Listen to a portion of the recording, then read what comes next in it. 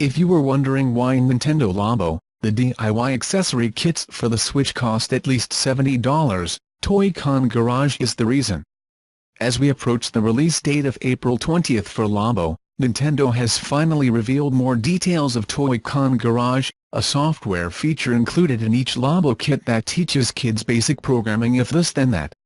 It is an ingenious feature that allows cardboard toys to combine and remix with each other, opening up more possibilities for them to play with them.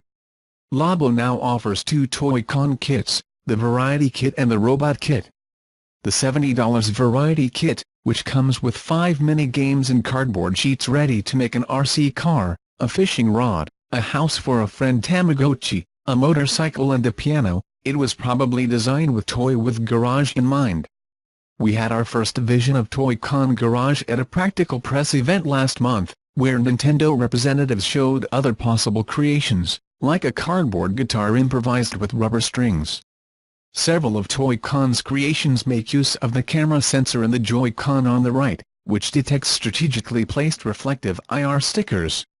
For example, the IR stickers placed on the back of each piano key are picked up by the camera in the Joy-Con placed on the back of the piano, so that when you press a key, the Switch will play the corresponding note.